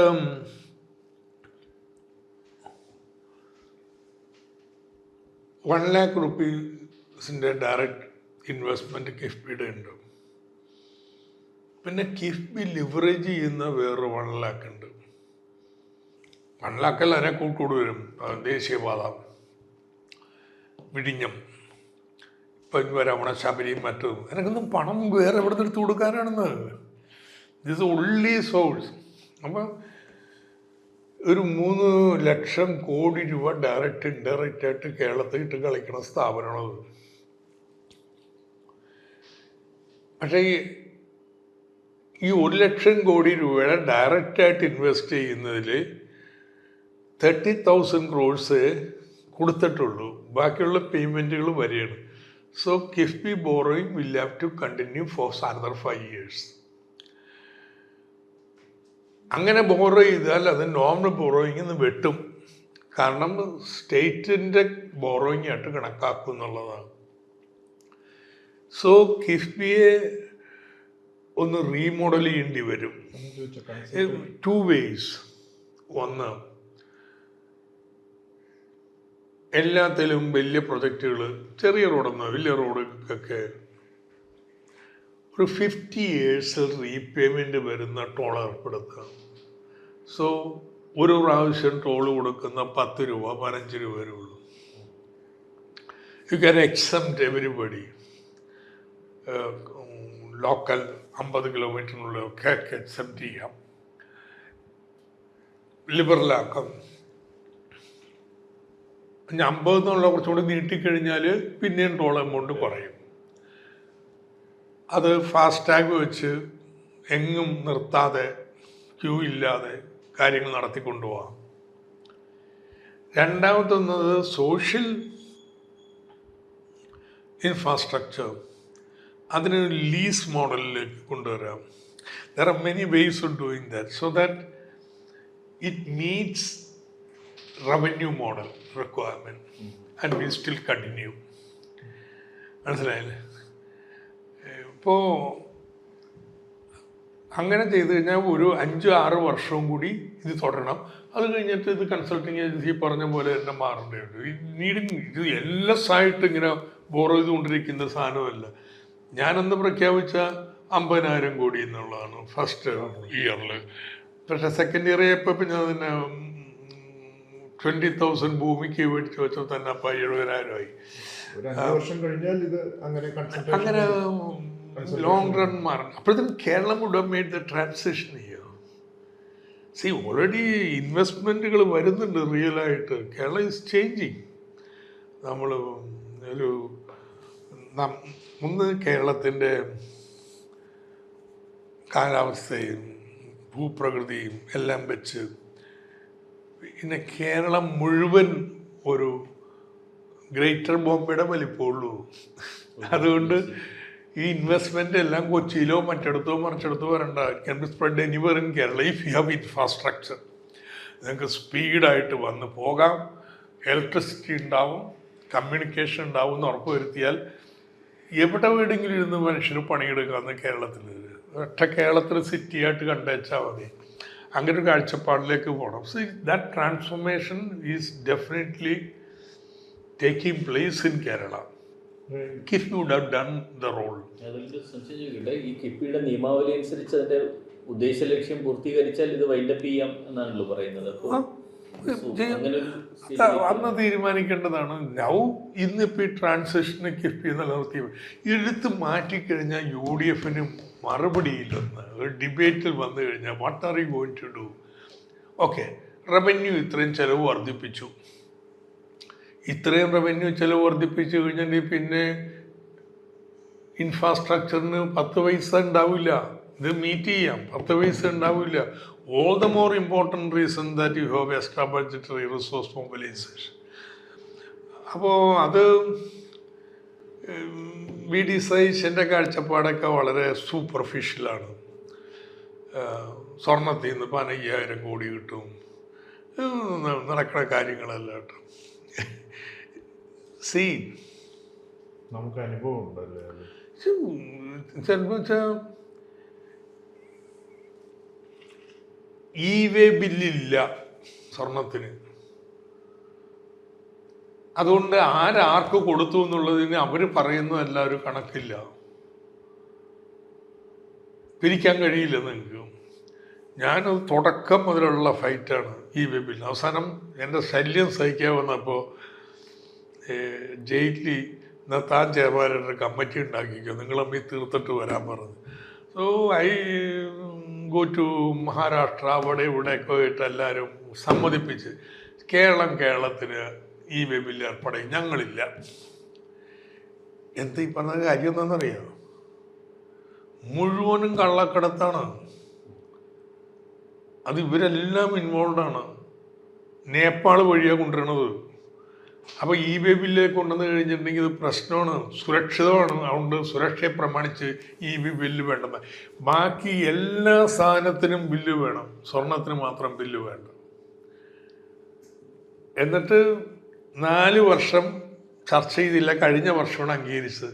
അപ്പോൾ പറഞ്ഞത് കേരളത്തിനുള്ളിൽ വാങ്ങുകയും വിൽക്കുകയും ചെയ്യുന്നതിന് ബില്ല് വെച്ചോ, പുറത്തുള്ളവർ കൊണ്ടുവരാൻ പറ്റും. എന്ന് വെച്ചാൽ കേരളത്തിൽ ഈ കടയിൽ പോയി സ്വർണം മേടിക്കുന്നവനൊക്കെ പിടിച്ചു നിൽക്കാൻ വേണം, പിന്നെ ജനമായിട്ട് അടികൂട്ടാണ്ട് ഇത് മാത്രമേ വഴിയുള്ളൂ. പുറത്തുനിന്ന് കൊണ്ടുവരുന്ന കിട്ടിക്കഴിഞ്ഞിട്ട് നമുക്കത് വെച്ചിട്ട് പിടിക്കാം. അപ്പം ഇങ്ങനെയൊക്കെയുള്ള വളരെ സൂപ്പർഫിഷ്യലായിട്ടുള്ള നിലപാടുകളാണ്. കിഫ്ബി നമ്മുടെ ഇൻഫ്രാസ്ട്രക്ചർ റിക്വയർമെന്റിനൊക്കെ മീറ്റ് ചെയ്യാനാണ് നമ്മൾ കിഫ്ബി ഉപയോഗിക്കുന്നത്. സോഷ്യൽ സിനാറിയോയിൽ കേരളം ഇന്ന് ഫേസ് ചെയ്യുന്ന ഒരു വലിയ ഇഷ്യൂ ആയിട്ട് കരുതുന്നത് ബ്രെയിൻ ഡ്രെയിൻ ആണ്. നമ്മുടെ യങ്സ്റ്റേഴ്സ് ഒക്കെ പുറത്തു പോകുന്നു, പഠിക്കാൻ പോകുന്നു, പിന്നെ അവിടെ തന്നെ ജീവിക്കുന്നു. അതിനെ എങ്ങനെയാണ് അഡ്രസ് ചെയ്യുന്നത്? ഒറ്റ വഴിയേ ഉള്ളൂ, നല്ല വരുമാനമുള്ള നല്ല ക്വാളിറ്റി ജോബ്സ് കേരളത്തിലുണ്ടാവും. പൊളിറ്റിക്സിൽ ഇൻ്റർനാഷണൽ ലെവലിൽ ഒരു അൺസർട്ടനിറ്റി ഉണ്ടല്ലോ, ഒരു അന്താരാഷ്ട്ര തലത്തിൽ നിൽക്കുന്ന ഒരു യുദ്ധം, അതിൻ്റെ ഒരു അതെന്തായാലും മാറാൻ പോകുന്നില്ല. പ്രത്യേകിച്ച് ട്രംപ് അവിടെ നിൽക്കുന്നത് കൊണ്ടും വെസ്റ്റ് ഏഷ്യയിൽ വരുന്നതും യൂറോപ്പിലും, പിന്നെ അതുപോലെ തന്നെ മൈഗ്രേഷൻ, ആൻറ്റി മൈഗ്രേഷൻ സാധനങ്ങൾ, ഇതെല്ലാം ഏറ്റവും കൂടുതൽ അഫക്റ്റ് ചെയ്യുന്നത് മലയാളികളെ തന്നെയായിരിക്കും. മലയാളികൾ അവിടെ ജോലിക്ക് പോകുന്നവരുണ്ട്, താമസിക്കുന്നവരുണ്ട്, ഒക്കെ ഉണ്ട്. അവരുടെ ഒരു റിട്ടേൺ മൈഗ്രേഷൻ എന്ന് പറയുന്നത് മലയാളി ഏറ്റവും കൂടുതൽ അനുഭവിക്കാൻ പോകുന്ന ഒരു സാധനമാണ്. ഇതിൽ ലെഫ്റ്റിന് എന്തെങ്കിലും ഒരു കാഴ്ചപ്പാടുണ്ടോ ഇതിനെ അഭിമുഖീകരിക്കുന്നതിനോ റിസോൾവ് ചെയ്യുന്നതിനോ? ഈ ഒരു ട്രാൻസ്ഫോർമേഷൻ കേരളത്തെ ഇത്തരത്തിലുള്ള റിട്ടേൺ മൈഗ്രേഷൻ അനുയോജ്യമാക്കും. ഒന്ന്, ലിവബിളായിട്ടുള്ള എൻവയൺമെൻ്റ് ആയിരിക്കും. അത് അങ്ങനെയുള്ള വ്യവസായങ്ങളെയും കാര്യങ്ങളും അല്ലേ നിങ്ങൾ പ്രോത്സാഹിപ്പിച്ചിട്ടുള്ളത്. രണ്ട്, ഇങ്ങനെ റിട്ടേൺ ചെയ്യുന്നത് വയോജനങ്ങളുടെ കേരളത്തിൻ്റെ അടുത്ത ഒബ്ജക്റ്റീവ് കുട്ടികളുടെ സൗകര്യങ്ങളൊക്കെ ഏറ്റവും നന്നായിട്ട് കൊടുത്തു കേരളം. അതിൻ്റെ മഹിമയിലാണ് കേരളം നിൽക്കുന്നത്, 5-ൻ്റെയൊക്കെ. പക്ഷെ ഇന്നിപ്പോൾ കുട്ടികളുടെ എണ്ണം കുറഞ്ഞു വരികയാണ്. കുട്ടി ഒന്നേ ഉള്ളൂ, പ്രായമുള്ളവർ 2 പേരുണ്ടാവും. now അതിനൊരു സോഷ്യൽ മോഡൽ ഉണ്ടാക്കാൻ പറ്റുമോ ലോകത്തില്ലാത്തത്? ഇവരൊക്കെ അവരവരുടെ വീട്ടിൽ തന്നെ താമസിക്കും, പ്രായമുള്ളവർ, ഓൾഡ് ഏജ് ഹോമിലല്ല. പക്ഷേ community will take the responsibility. അതിനാണ് ഓൾഡ് മെൻ എൻറ്റൈറ്റിൽമെൻ്റ് എന്ന് പറഞ്ഞത്. സോ അങ്ങനത്തെ ഒന്നായിട്ട് കേരളത്തെ നമ്മൾ എൻജിനീയർ ചെയ്യണമെന്ന്. അങ്ങനെ വരുമ്പോൾ ആളുകൾ തിരിച്ചു വരും. You live in your house, but you will be provided with community support. അപ്പോൾ ഒരു പദ്ധതി നമ്മൾ ആലോചിക്കുന്നുണ്ട്, പഠന കോൺഗ്രസ്സിൽ വന്നതാണ്. അത്തരത്തിൽ സന്നദ്ധ സേവനം ആര് ചെയ്താലും ഇറ്റ് വിൽ ബി റെക്കോർഡഡ്. നമ്മുടെ ഒരു ഡാറ്റാബേസിൽ വന്നുകൊണ്ടിരിക്കും നിങ്ങൾ ചെയ്യുന്ന സന്നദ്ധ സേവനം മുഴുവൻ. So to earn your points, credit. തൽക്കാലം റെക്കഗ്നീഷൻ ആയിരിക്കും. ഇനി റെക്കഗ്നീഷൻ മാത്രമല്ല, നിങ്ങൾ ഇത്രയും സേവനം നൽകിയിട്ടുണ്ട്, നിങ്ങൾക്ക് community will return to you the support you gave to the community. അങ്ങനത്തെ ഒരു സോഷ്യൽ എക്കോണമി നമുക്ക് ഉണ്ടാക്കാൻ പറ്റുമോ? So these are ideas which will have to be very seriously considered. Election interview ആയതുകൊണ്ട് ഇലക്ഷനിലേക്ക് തിരിച്ചു വരാം. കുറച്ച് തെരഞ്ഞെടുപ്പ് ബാക്കിയുണ്ട്. ഒന്ന്, BJP-യുടെ ഗ്രോത്ത് നമ്മൾ കാണുന്നുണ്ട്. BJP-യുടെ ഗ്രോത്ത് ഏറ്റവും കൂടുതൽ ഹർട്ട് ചെയ്യുന്നത് LDF-നെയാണോ അതോ UDF-നെയാണോ കേരളത്തിൽ? നേരത്തെ UDF-ന്റെ ചെലവിലാണ് BJP വളർന്നിരുന്നത്. എന്നാൽ സമീപകാലത്തായിട്ട് അതിൽ വ്യത്യാസം വന്നു. ലോവർ കാസ്റ്റിലേക്ക് അവരുടെ BJP-യുടെ സ്വാധീനം വന്നപ്പോൾ, so all the more important reason left will have to be very guarded against BJP, അവരുടെ ഐഡിയോളജി. അത് വലിയ എഫർട്ട് നടത്തുന്നുണ്ട്. അതായത് ലെഫ്റ്റിന്റെ ഒരു വോട്ട് ബേസിലേക്ക് പ്രത്യേകിച്ച് ഈ നവോത്ഥാന മൂല്യങ്ങളെ സംരക്ഷിക്കുന്നതിന് വേണ്ടിയിട്ട് അപ്രോപ്രിയേറ്റിംഗ് കേരള സിമ്പിൾസ് ഓഫ് റിലീജിയോസിറ്റി, അതിനെ മുഴുവനും അവർ ക്യാപ്ചർ ചെയ്തുകൊണ്ടിരിക്കുകയാണ്. അതിനെ എതിർക്കേണ്ടി വരും.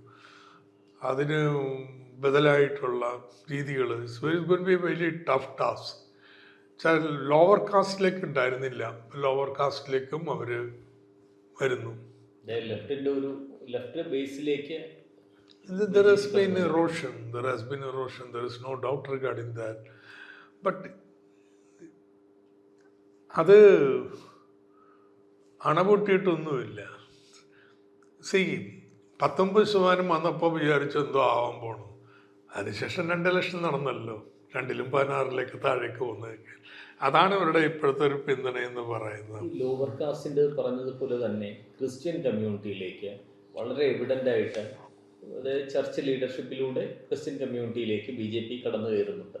അതിനെ CPM എങ്ങനെയാണ് നോക്കുന്നത്? കടന്നു കയറുന്നു ഇൻ ദ സെൻസ് പല രീതിയിലും ആ കമ്മ്യൂണിറ്റി അട്രാക്ട് ചെയ്യാൻ നോക്കുക. അതിന് അങ്ങനെയുള്ള ക്രിസംഖ്യകളെ ശക്തമായിട്ട് എതിർക്കണം, തുറന്നു കാണിക്കേണ്ടി വരും. അതിന് ഏറ്റവും അനുയോജ്യമായിട്ടുള്ളത് കഴിഞ്ഞ മാർപ്പാപ്പ ഈ മാർപ്പാപ്പയുടെ സമീപകാല മാർപ്പാപ്പമാരുടെ നിലപാട് തന്നെയാണ്. They are not Islam homophobic at all. അവർ വളരെ ഇക്കാര്യത്തിൽ പ്രോഗ്രസീവായിട്ടുള്ള പൊസിഷനാണ്. അതുകൊണ്ട് അവർ പറയുന്നത് ഒന്ന് ഉയർത്തിപ്പിടിച്ചാൽ തന്നെ ഇതിനൊരു ശമനം ഉണ്ടാവും. ചർച്ച അങ്ങനെയല്ല ചെയ്യുന്നത്. മീൻസ് ചർച്ച് ലീഡർഷിപ്പിൽ പലപ്പോഴും അത്തരം ഒരു പാത്തല്ല ഫോളോ ചെയ്യുന്നത്. ബട്ട് ഇതിങ്ങനെയൊക്കെ ചെയ്യുമ്പോഴും വടക്കേ ഇന്ത്യയിൽ BJPക്ക് ഇവരെ കൊണ്ട് ആവശ്യമില്ല. കേരളത്തിൽ വേണം, പുറത്ത് വേണ്ട. സോ അവിടെ നടക്കുന്ന അക്രമങ്ങൾ ഇതെല്ലാം സ്വല്പം അനുഭവം ഉണ്ടായി വരുമ്പോഴായിരിക്കും ഈ അതിക്രമം നടക്കുന്നത്. അപ്പോൾ പുറകോട്ട് പോകും. അതുകൊണ്ട് ക്രിസ്ത്യൻ കമ്മ്യൂണിറ്റി ആകെ BJPയിലേക്ക് പോകുന്നൊരു അവസ്ഥ വിശേഷമില്ല. പക്ഷേ ഈ ചർച്ചിനും BJP ഭരണത്തെ ആവശ്യമുണ്ടല്ലോ പല കാര്യങ്ങൾക്കും. ആവശ്യമുണ്ട്. So it's a very complex thing. ചർച്ചിന് ആവശ്യമുണ്ട്.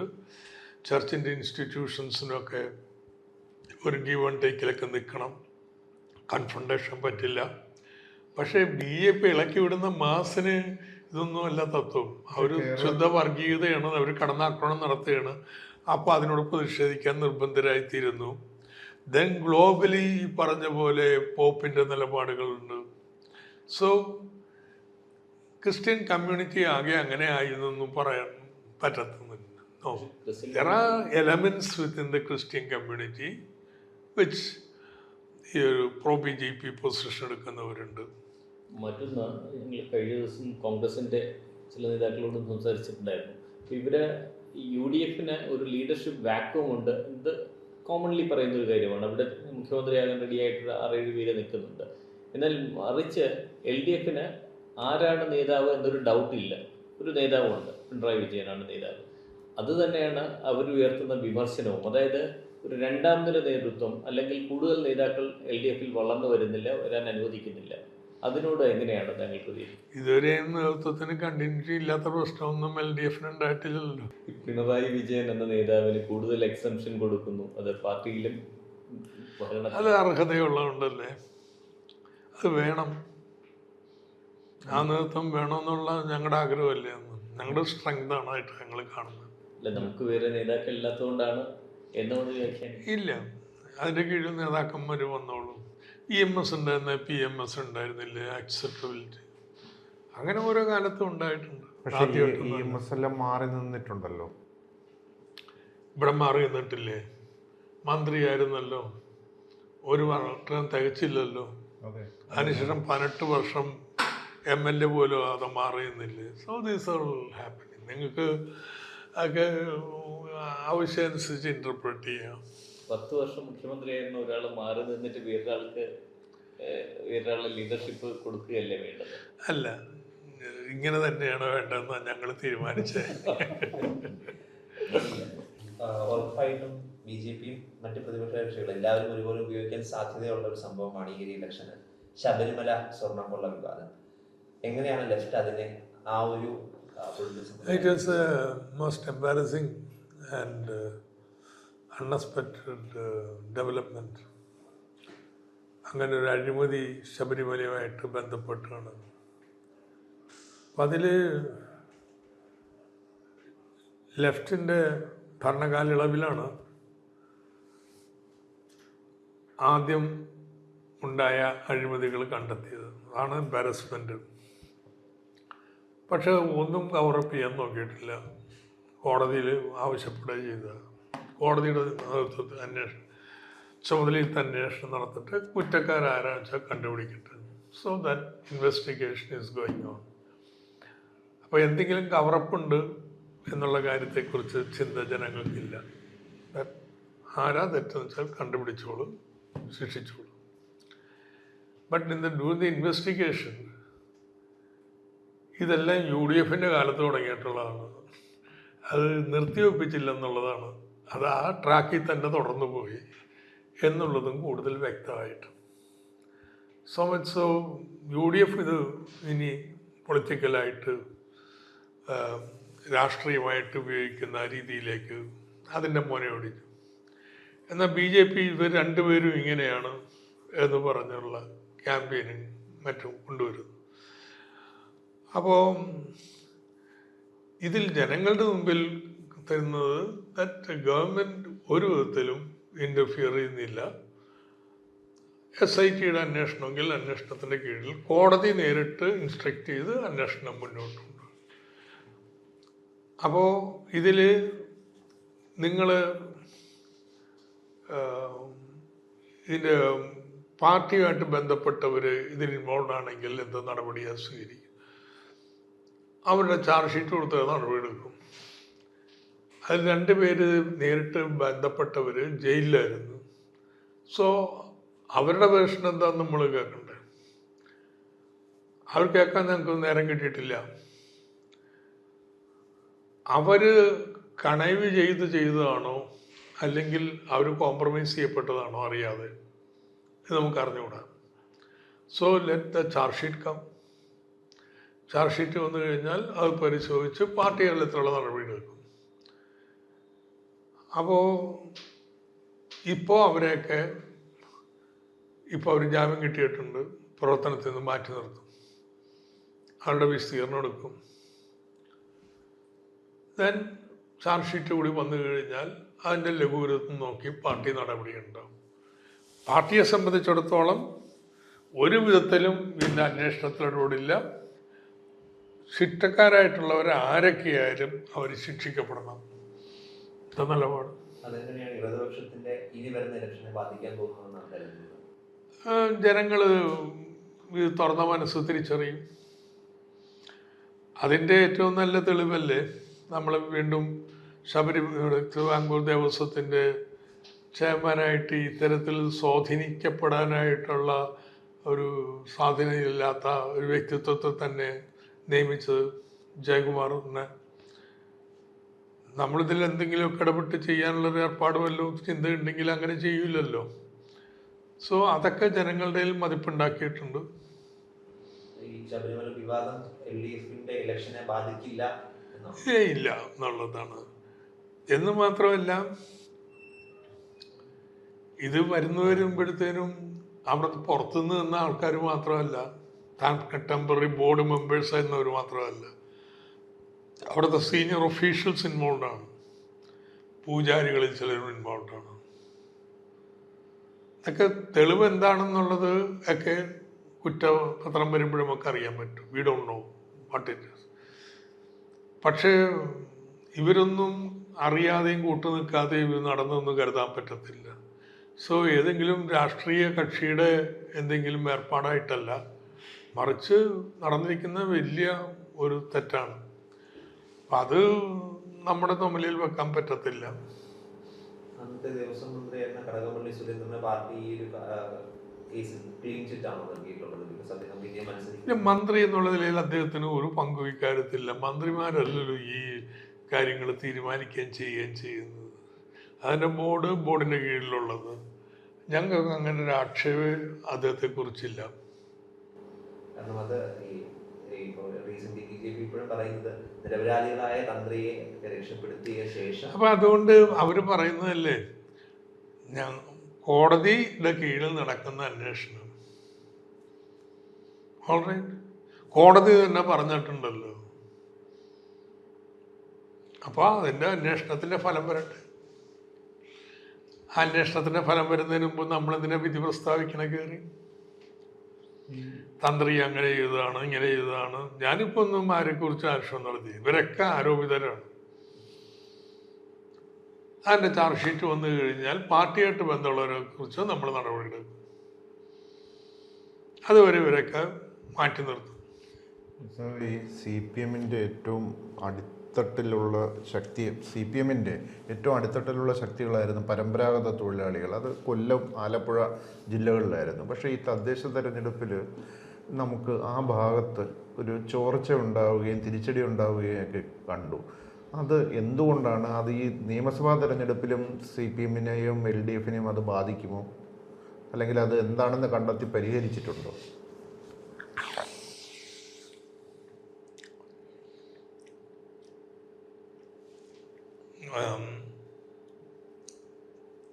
തദ്ദേശ നമ്മുടെ പരമ്പരാഗത മേഖലകളിൽ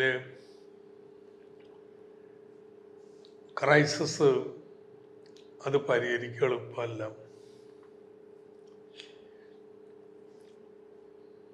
അതിൻ്റെ ടെക്നോളജി സമൂലമായിട്ട് മാറ്റിയാൽ പിന്നെ പരമ്പരാഗത വ്യവസായമല്ല. എന്നാൽ അങ്ങനെ ടെക്നോളജി മാറിയിട്ടുള്ള പ്രദേശങ്ങളുമായിട്ട് നമ്മുടെ പരമ്പരാഗത വ്യവസായത്തിന് ഉയർന്ന കൂലി വെച്ച് മത്സരിക്കാനും പറ്റുന്നില്ല. സോ ഒരു റെഗുലേറ്റഡ് മെക്കനൈസേഷനും നവീകരണമാണ് വേണ്ടത്. അപ്പോൾ ഇത് പറഞ്ഞതുപോലെ ഈ മേഖലകൾ ഇടതുപക്ഷത്തിൻ്റെ ശക്തി ദുർഗങ്ങളായിരുന്നു. എന്നാൽ ഈ വ്യവസായങ്ങളൊക്കെ ദുർബലപ്പെട്ടിട്ടുണ്ട്. ഇത് കേരള സമൂഹത്തിൽ വരുന്ന വലിയൊരു മാറ്റത്തിൻ്റെ ഭാഗമാണ്. ഒരു വശത്ത് ഇടതുപക്ഷത്തിൻ്റെ സോഷ്യൽ ബേസ് എന്ന് പറയുന്നത് ഇടത്തരക്കാരൊന്നുമല്ല, കർഷക തൊഴിലാളികൾ, പരമ്പരാഗത വ്യവസായക്കാർ, നാട്ടിൻപുറത്തെ കൂലി വേലക്കാർ, ഇവരായിരുന്നു മജോറിറ്റി. 25% കർഷക തൊഴിലാളിയാണ് ജനസംഖ്യയിൽ. അപ്പോൾ 50% മുകളിൽ ഈ പാവപ്പെട്ടവരാ. അവരൊക്കെ ലെഫ്റ്റിനോടെ പോയത്. Now what has happened in the last 20 years? ഈ ഒരു സെക്ടർ, ഈ സെഗ്മെന്റ് ഇല്ലാതായിക്കൊണ്ടിരിക്കുക. കർഷക തൊഴിലാളികൾ പുതിയ തലമുറയിലേക്ക് പോണില്ല. പരമ്പരാഗതത്തിലും പുതിയ തലമുറ മുതലും പഴയ ആൾക്കാർ തന്നെയാണ്. So and C P M ലെഫ്റ്റിൻ്റെ വളരെ ശക്തമായ ഇടപെടൽ മൂലം ഇവരുടെ ദരിദ്രരുടെ, പരമദരിദ്രരുടെ എണ്ണം ഭയങ്കരമായിട്ട് കുറഞ്ഞിട്ടുമുണ്ട്. പക്ഷേ അവർ ഈ സോഷ്യൽ റിലേഷൻസ് ഇതിന് പുറത്ത് പോയിക്കൊണ്ടിരിക്കുകയാണ്, പരമ്പരാഗത കൂലിവേലയുടെയും കർഷക തൊഴിലാളി വേലയുടെയും. ബട്ട് എക്കണോമിക്കലി അതുകൊണ്ടങ്ങ് തകർന്നു പോകുന്നില്ല. അപ്പം തന്നെ താങ്ങ് വരും. ഇപ്പം വി ആർ സെയിങ് ഒരു 30% കൂടുതൽ വരില്ല വരും. നേരത്തെ 60% വരുമായിരുന്നു. ഇതിന് പകരം കൂടുതൽ ഇടത്തരം വിഭാഗങ്ങൾ വന്നിട്ടുണ്ട്. അവർക്ക് ഈ പെൻഷൻ കാര്യങ്ങൾ കൊണ്ട് പോരാ. മറ്റേ പാവപ്പെട്ടവർക്ക് വേണ്ടി നമ്മൾ പെൻഷനും ഇതെല്ലാം കൊടുക്കുന്നു, വീട് കാര്യങ്ങളൊന്നും. സെക്യൂരിറ്റി ഉണ്ട് അവർക്ക്. ഈ പറഞ്ഞ പ്രതിസന്ധിയൊക്കെ ഉണ്ടെങ്കിലും സെക്യൂരിറ്റി ഉണ്ട്, തകർന്നു പോവില്ല. എന്നാൽ പുതിയ ഇടത്തരം വിഭാഗത്തിന് അതൊന്നും പോരാ. They want quality jobs. എന്തെങ്കിലും ജോലി കിട്ടിയിട്ട് കാര്യമില്ല, അവർ പോവില്ല. നല്ല ജോലി ഉണ്ടാവും, അതുണ്ടാക്കാൻ വല്ല പരിപാടിയുണ്ടോ? സോ ഇടതുപക്ഷം ഒരർത്ഥത്തിൽ കഴിഞ്ഞ നവകേരളം എന്ന് പറയുന്ന കാഴ്ചപ്പാട് ഈ പുതിയ പ്രതീക്ഷകളോട് പ്രതികരിക്കുന്ന ഒന്നാണ്. That you have to rapidly improve the infrastructure, attract investment. അതിൻ്റെ ഫലമായിട്ട് നല്ല തൊഴിലവസരങ്ങൾ സൃഷ്ടിക്കാം. ഇതാണ് ഒരു പാട്ട്. നേരത്തെ ഇതിൽ വലിയ പ്രാധാന്യമില്ല.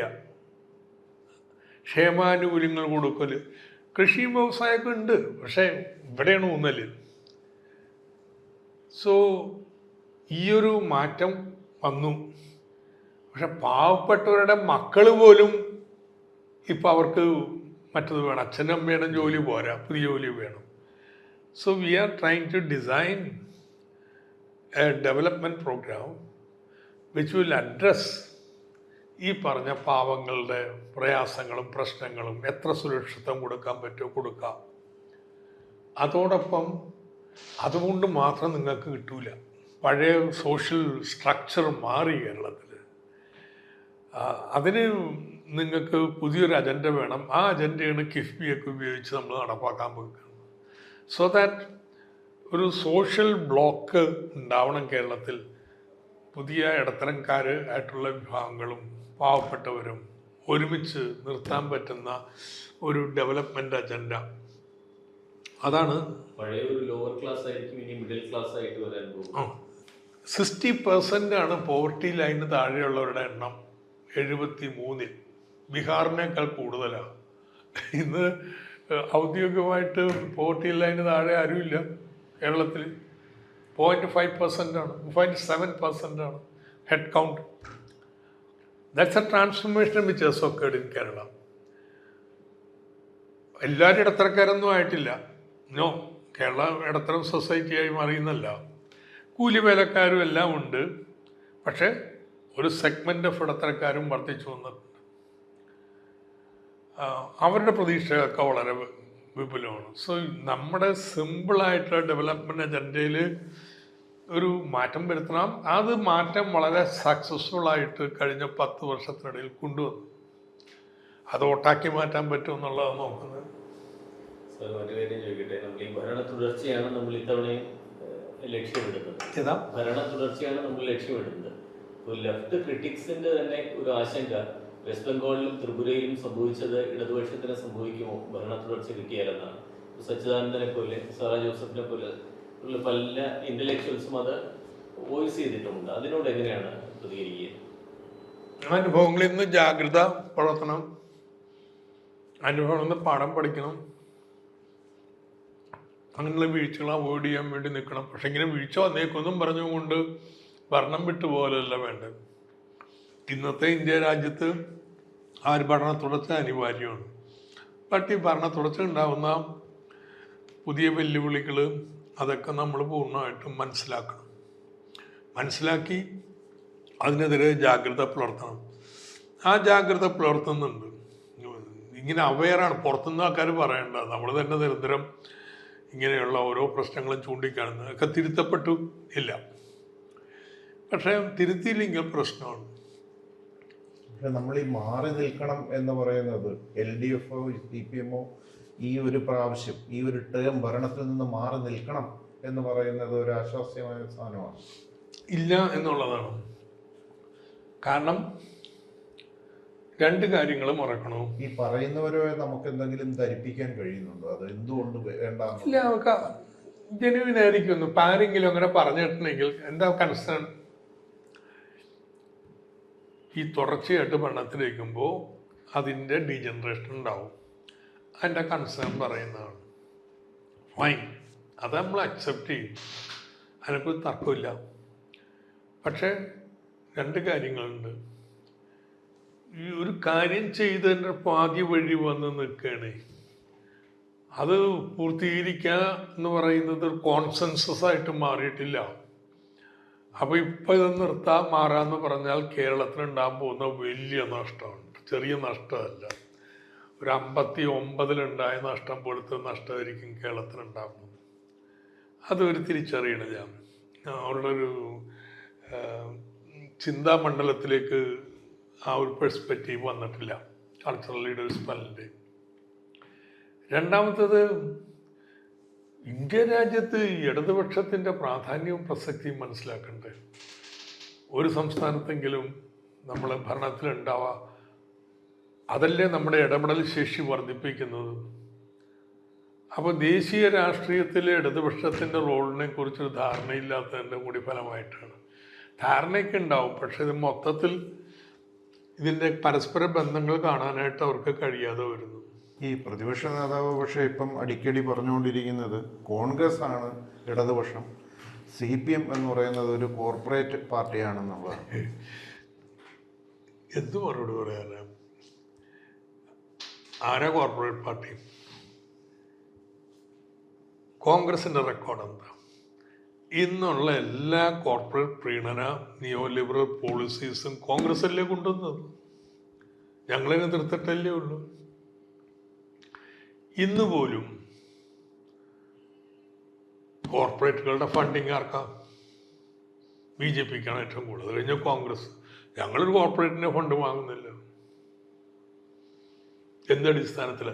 ഇതൊക്കെ വാചകോടിയല്ലാതെ അതിനപ്പുറം ഒരു അർത്ഥത്തിനൊന്നുമില്ല. ഇൻഫാക്ട് കോൺഗ്രസിൻ്റെ ഏതെങ്കിലും പ്രമേയത്തിൽ സോഷ്യലിസം എന്നുള്ള വാക്ക് ഇപ്പോൾ ഉപയോഗിക്കുന്നുണ്ട്. പണ്ട് സോഷ്യലിസ്റ്റ് പാറ്റേൺ ഓഫ് സൊസൈറ്റിയൊക്കെ പറയുമായിരുന്നു. കേരളത്തിൽ പോലും ഉപയോഗിക്കാറുണ്ട്. ഇപ്പോഴാണ് കേരളത്തിലും പറഞ്ഞു തുടങ്ങിയത്. ഒന്ന് ഇപ്പം പറഞ്ഞപ്പോൾ ഇഷ്ടത പറഞ്ഞപ്പോൾ. അപ്പോൾ കോൺഗ്രസിൻ്റെ ഒരു പ്രമേയത്തിൽ പോലും ഈ വാക്കിന്ന് ഇന്ന് അപ്രത്യക്ഷമായി കഴിഞ്ഞിരിക്കും. ആ കോൺഗ്രസ് ആണ് ഇടതുപക്ഷം എന്നൊക്കെ പറയുന്നത്. വാചകടിയുടെ അപ്പുറത്തേക്ക് ഒരു അർത്ഥമൊന്നുമില്ല. ജസ്റ്റ് ഒരു ക്ലാരിറ്റിക്ക് വേണ്ടി ചോദിക്കുകയാണ്. ഈ പാർട്ടി വിമർശകരും പാർട്ടി വിട്ടുപോകുന്നവരും ഒക്കെ ആവർത്തിച്ച് പറയുന്ന ഒരു കാര്യമാണ്, കോടിയേരി ബാലകൃഷ്ണൻ ഉണ്ടായിരുന്നെങ്കിൽ സംഭവിക്കില്ലായിരുന്നു, കോടിയേരി ആയിരുന്നെങ്കിൽ ഇത് അഡ്രസ് ചെയ്യുമായിരുന്നു, അല്ലെങ്കിൽ കോടിയേരി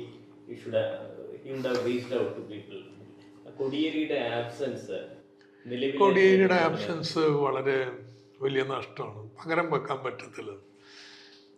അതിപ്പോൾ കോടിയേരിയെ കുറിച്ച് മാത്രമല്ല, EMS ഉണ്ടായിരുന്നു, AKG ഉണ്ടായിരുന്നപ്പോൾ എല്ലാം ഉണ്ടായിരുന്നു. അങ്ങനെയുള്ളൊരു വിലയിരുത്തൽ ഇന്നുള്ള ആൾക്കാരെ വീഴ്ത്താൻ വേണ്ടി ഉപയോഗിക്കാൻ ശ്രമിക്കുമ്പോഴേ എതിർപ്പുള്ളൂ. അവരൊക്കെ വലിയ സംഭാവനകൾ ചെയ്തിട്ടുള്ളതാണ്. അവരുടെ രംഗത നിഷ്ക്രമിച്ചത് ഉള്ള നഷ്ടം നമുക്ക് ഇല്ലാതാക്കാനും കഴിയില്ല, നികത്താൻ കഴിഞ്ഞിട്ടില്ല. കറക്റ്റ്.